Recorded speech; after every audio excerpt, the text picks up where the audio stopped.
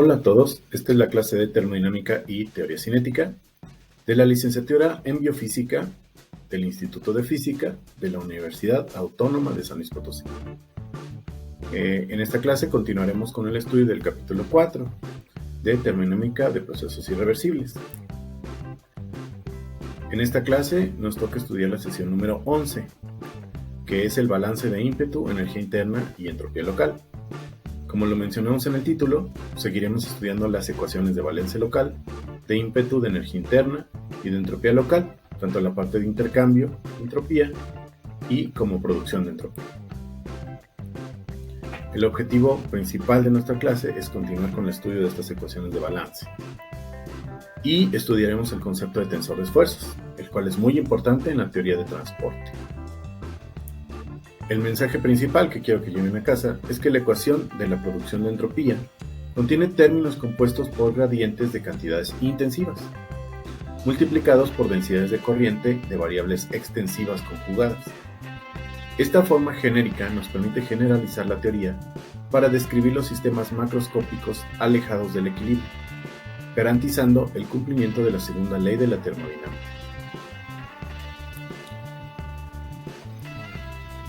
Una consecuencia de la ecuación de continuidad 4.24 de clases pasadas, que expresa la conservación de la masa, es que permite derivar de manera sencilla la forma general para la derivada material de una cantidad escalar arbitraria f de r y t. Para mostrar esto, calculemos la derivada de la cantidad ρf con respecto del tiempo, como se expresa en la ecuación 4.38.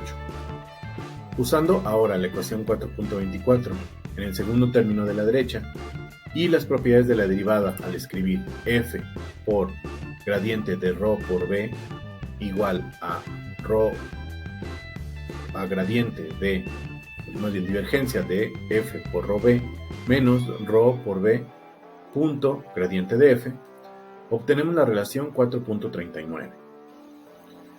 La relación buscada se encuentra al considerar la definición 4.27 de la derivada material y reacomodar apropiadamente los términos, obteniéndose 4.40. En las secciones siguientes haremos uso de esta fórmula para calcular las ecuaciones de balance explícitas para el ímpetu, la energía y la entropía. La ecuación de movimiento de un elemento de volumen del sistema se encuentra como resultado de la segunda ley de Newton, que establece que el cambio de ímpetu de dicho elemento de volumen es proporcional a las fuerzas aplicadas.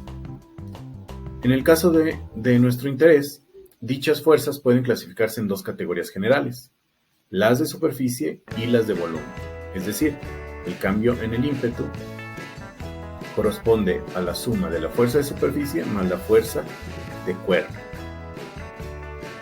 En general, el ímpetu por unidad de volumen de un elemento del sistema se encuentra dado por la relación ρ por v, es decir, por la velocidad, con el objeto de que las operaciones matemáticas involucradas puedan seguirse con mayor claridad. Algunas de las expresiones siguientes se escribió en notación indicial con los componentes cartesianas x alfa con alfa que corre de 1, 2 y 3.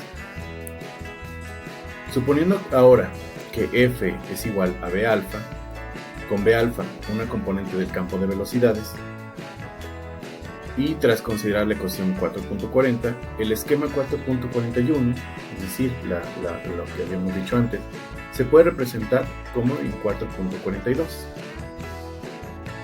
donde el lado izquierdo de la igualdad constituye la componente alfa del cambio de ímpetu baricéntrico del sistema.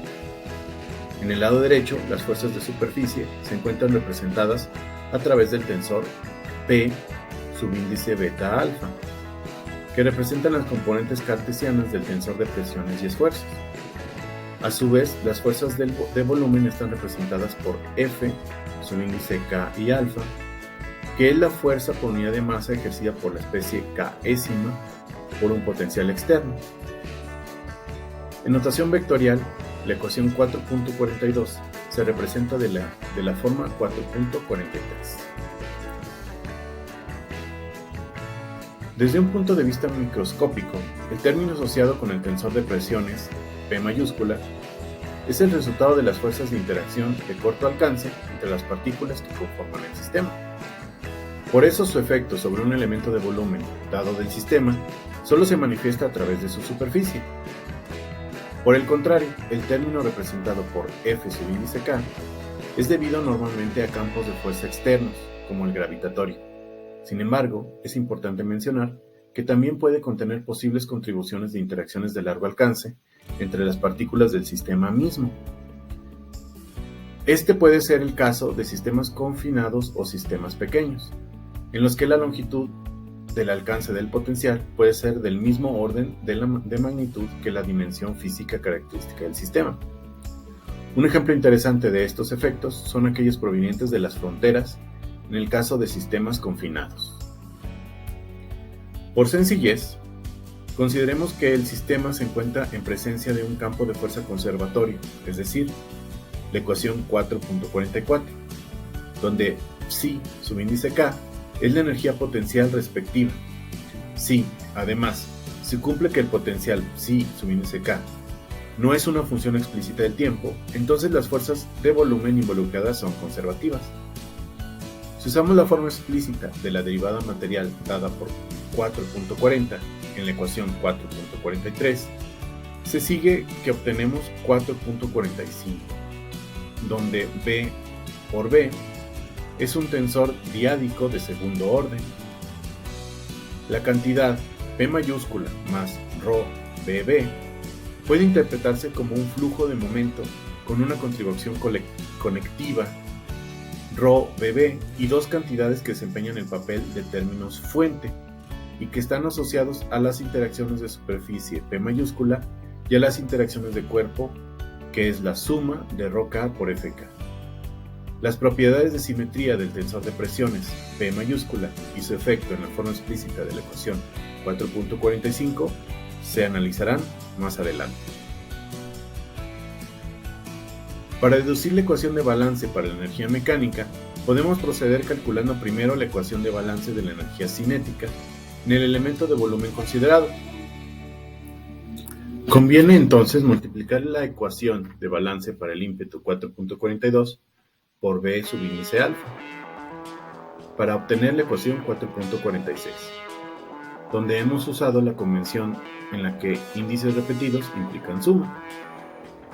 La suma sobre las componentes cartesianas de los vectores indicados por los índices griegos se realiza desde alfa igual a 1 hasta 3, mientras que la suma sobre el índice latino K se realiza sobre el número total de especies n en el sistema. Usando la relación ρ por B subíndice alfa por derivada de B alfa con respecto de t igual a ρ por la derivada con respecto de t de B alfa al cuadrado entre 2 en el término de la izquierda en 4.46 y las propiedades de la divergencia en el primer término de la derecha, la ecuación 4.46 se escribe de la forma 4.47. En notación tensorial, la ecuación anterior se escribe como en la ecuación 4.48, donde b cuadrada es igual a b punto b, y el símbolo 2 puntos indica una doble contracción de los índices, y por lo tanto una doble suma. Usando nuevamente la ecuación 4.40, obtenemos finalmente la ecuación de balance de la energía cinética, es decir, la ecuación 4.43. La ecuación 4.43 constituye una ecuación 49. Constituye una ecuación de balance, debido a que contiene dos efectos principales asociados al cambio en el tiempo de la densidad de energía cinética 1 entre ρ por b cuadrado. El primer efecto es el cambio de energía cinética, asociado con su transporte, debido a la convección un medio ρ por b cuadrada por b, y a la acción de las fuerzas de superficie P mayúscula punto b, respectivamente. Los dos últimos términos de la ecuación 4.49 son términos fuentes. Dados los efectos viscosos, P mayúscula 2 puntos gradiente de B, que en general tienden a disipar la energía cinética, y los términos asociados con las fuerzas volumétricas, que es la suma desde K igual a 1 hasta N, de ρK por Fk.b, que por lo general constituyen una fuente de energía cinética. La deducción de la ecuación de balance para energía potencial, psi sub índice K, puede realizarse a lo largo de las mismas líneas, de manera que el resultado final, al sumarse con la ecuación 4.49, da como resultado la ecuación de balance de la energía mecánica. Dicha ecuación tiene la forma 4.50. Como en el caso de las energías cinética y potencial, la ecuación 4.50 implica que la suma de las energías cinética y potencial en el elemento de volumen no se conserva, debido a la existencia de dos términos fuente en el lado derecho de la ecuación. Esto no debe sorprendernos, ya que en este balance de energía no se ha tenido en cuenta la energía interna. La ecuación de balance para la energía interna puede derivarse a partir de los resultados obtenidos en las secciones anteriores, en particular considerando la definición de la energía total como E igual a la energía mecánica más la energía interna, de la ecuación 4.17.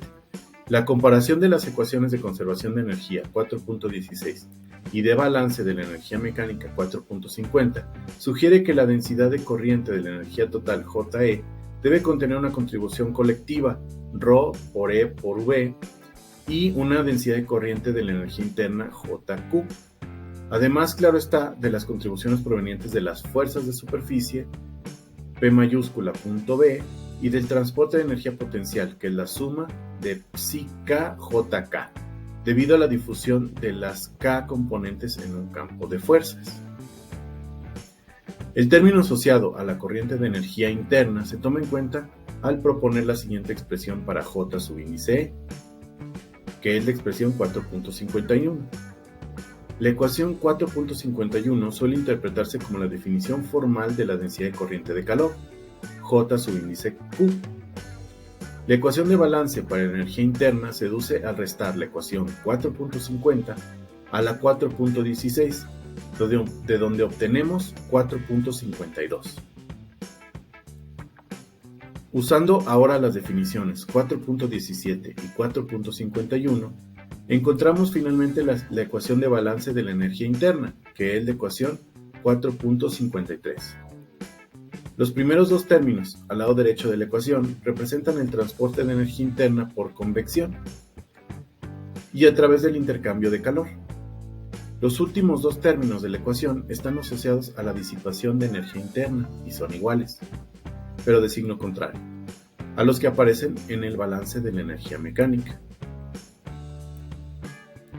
Una forma más conveniente de escribir la ecuación 4.53 se obtiene al separar el tensor de presiones en términos de las componentes diagonales del tensor, asociadas con el campo de presión escalar P de R y T, característico de los fluidos simples, y un tensor no diagonal llamado tensor de esfuerzos viscosos pi mayúscula de R y T. Conviene apuntar aquí que en el caso de fluidos con contribución elástica apreciable, como las suspensiones poliméricas, los elementos diagonales del tensor de presión pueden verse corregidos por contribuciones de carácter elástico. Estas contribuciones, junto con las viscosas, son responsables del carácter viscoelástico de dichos materiales. En términos de P de R y T y de pi de R y T, el tensor de presiones se expresa en la forma 4.54, donde I mayúscula es el tensor identidad. Si sustituimos 4.54 en 4.53, se obtiene la ecuación 4.55. El tercer término de la derecha de la igualdad está relacionado con dos tipos de procesos disipativos. Uno asociado a las compresiones y expansiones del sistema y caracterizado por la llamada viscosidad volumétrica, y otro asociado con los esfuerzos de corte, caracterizados por la viscosidad dinámica. Para expresar la ecuación anterior en una forma más cercana al lenguaje de la termodinámica clásica, suele definirse el calor añadido por unidad de masa, Q de RT, expresado en la ecuación 4.56. Usando la ecuación anterior en 4.55, puede derivarse el resultado 4.57, de donde se usó la ecuación de continuidad 4.20 y la ecuación 4.40 en términos del volumen específico nu igual a ρ inversa, que a su vez satisface la ecuación 4.58. La ecuación 4.57 es la forma más común para expresar el balance de energía interna total. Los resultados obtenidos en las secciones anteriores para el balance de masa, de ímpetu y de energía interna permiten relacionar la ecuación de Gibbs local 4.5 con la ecuación de balance 4.11. Esta relación conduce a la forma explícita de la ecuación para el balance de la entropía local del sistema, en el que se han considerado procesos disipativos irreversibles asociados a la conducción de calor, las reacciones químicas, la difusión de masa y a efectos viscosos. Por supuesto, pueden derivarse balances más generales cuando los sistemas presentan otro tipo de propiedades, como por ejemplo, propiedades eléctricas o magnéticas, entre otras. Algunos otros casos particulares se estudiarán en las aplicaciones. La forma explícita de la ecuación de Gibbs se obtiene al sustituir las ecuaciones de balance 4.36, 4.42, 4.57 y 4.58 en 4.5. El resultado es la ecuación 4.59, donde usamos la definición 3.62 de la afinidad. Reagrupando apropiadamente los términos primero y cuarto del lado derecho, la ecuación anterior puede reescribirse de la forma 4.60. Este resultado puede compararse directamente con la ecuación de balance general para la entropía, la expresión 4.61. La ecuación 4.61 se obtiene tras usar la expresión para la derivada baricéntrica 4.27 en la ecuación 4.11, y donde además se definió la densidad de corriente de entropía J subíndice S de RT, como se expresa en 4.62. La comparación entre las ecuaciones 4.60 y 4.61 permite identificar las expresiones para J subíndice S como en 4.63 y para el ritmo de la producción de entropía sigma de R y T como 4.62.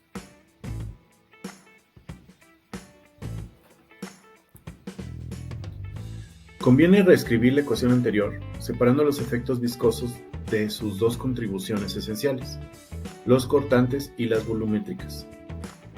Esto se consigue escribiendo el tensor de presiones de la forma 4.65, donde pi superíndice 0 es el tensor viscoso con traza 0, I es el tensor identidad y finalmente definimos los esfuerzos normales pi minúscula como 4.66. Separando el tensor gradiente de velocidades, de manera similar, obtenemos 4.67, donde el tensor gradiente de velocidades sin traza, gradiente de V0, puede a su vez separarse en su parte simétrica y antisimétrica si consideramos las relaciones 4.68, donde gradiente de Vs está definido como un medio por el gradiente de V0 menos el gradiente de V0 transpuesto menos un tercio de la identidad por la divergencia de V, mientras que el gradiente de V alfa es igual a un medio por el gradiente de V0 menos el gradiente de V0 transpuesta. Usando las relaciones anteriores es posible mostrar que el segundo término de la derecha de la igualdad de la ecuación 4.64 toma la forma 4.69, en la que se ha tenido en cuenta que I, gradiente de V0, es igual a pi0 2 puntos i, y a su vez es igual a 0. Aplicando este resultado en la ecuación 4.64 obtenemos, finalmente, que el mismo ritmo de producción de entropía, sigma de R y T, está dado por la ecuación 4.70. En la ecuación anterior, la producción de entropía contiene 5 contribuciones relacionadas con los procesos irreversibles, debidos a no homogeneidades de la temperatura, donde hay conducción térmica, del potencial químico, es decir, con difusión de masa, de la velocidad, es decir, cuando hay flujos viscosos, compresión y expansiones, y finalmente debidos también a las reacciones químicas que se llevan a cabo en el sistema. De manera esquemática, dichas contribuciones se pueden representar mediante la relación 4.71, donde los símbolos sigma subíndice T, sigma subíndice M, sigma subíndice V, sigma subíndice P y sigma subíndices RQ representan las contribuciones debidas a procesos irreversibles asociados a transporte de energía por medio de calor, de masa, de ímpetu, de volumen y a reacciones químicas. Es importante enfatizar que, en principio, cada término de la producción de entropía asociado a cantidades del mismo carácter tensorial debe ser mayor que 0, para que la producción de entropía total sea positiva definida. Es oportuno distinguir aquí que todos los términos de la ecuación 4.70 tienen una forma genérica similar, es decir, están compuestos de gradientes o de diferencias de cantidades intensivas. Temperatura, gradiente de T, potencial químico, gradiente de μ, velocidad, gradiente de V0, y divergencia de V, afinidad, AJ, que están multiplicadas escalarmente por densidades de corriente de variables extensivas conjugadas, como calor, JQ, esfuerzos mecánicos, P0 y P minúscula, y masa, JK y JJ. Esta dependencia particular permite formular una teoría bastante general para describir la evolución de los sistemas macroscópicos alejados del equilibrio, que garantiza el cumplimiento de la segunda ley de la termodinámica, expresada a través de la desigualdad 4.70. Esto será el objeto de nuestra siguiente sesión.